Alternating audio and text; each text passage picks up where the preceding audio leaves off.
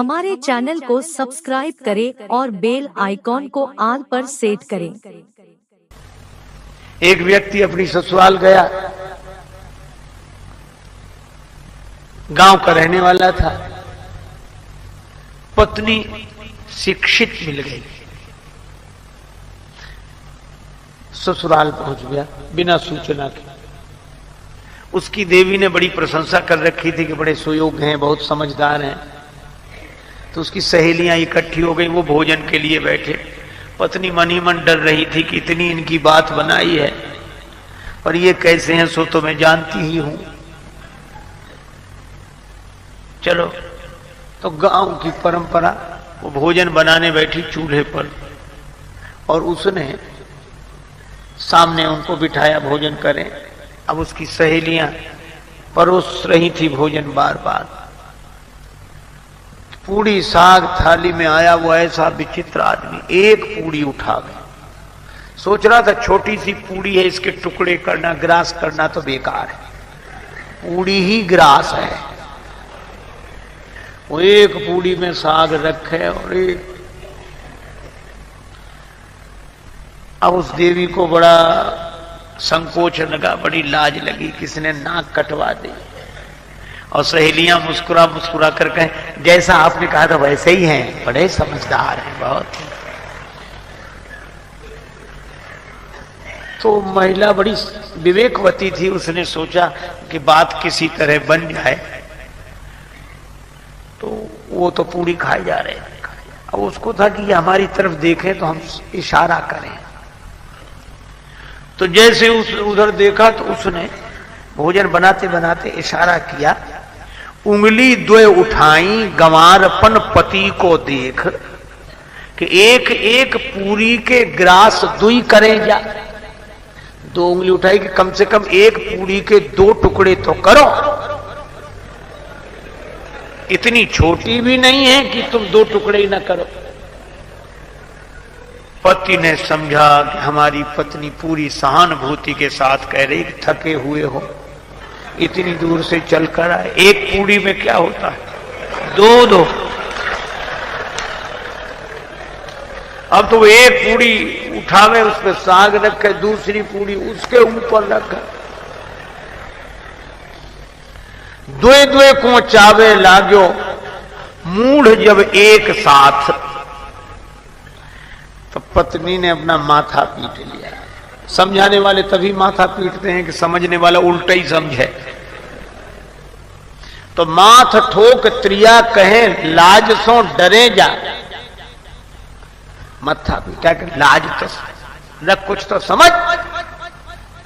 पति ने समझा, ओ बड़ी भूल हो रही थी। पत्नी कह रही है कि ये पूड़ियां साधारण नहीं है, पूजा की पूड़ियां हैं, इन्हें पहले प्रणाम करो, माथे से लगाओ, फिर खाओ।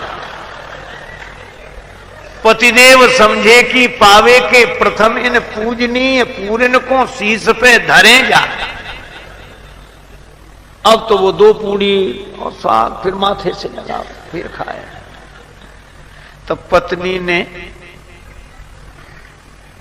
अवसर देखा तो पति को समझाने के लिए चूल्हे से बोली, एक लकड़ी लगाई, अग्नि प्रज्वलित की और बोल उठी रोष भरी चूल्हे से चतुर नारी।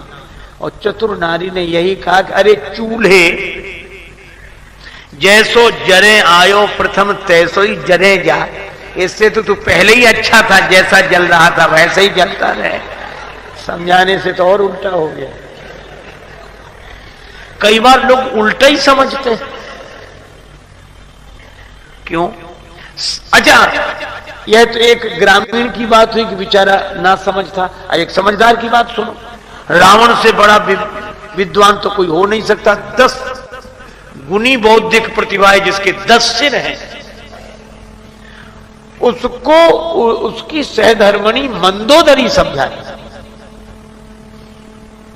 मंदोदरी ने कहा कि श्री राम को साधारण मत समझो, वे विराट ब्रह्म है।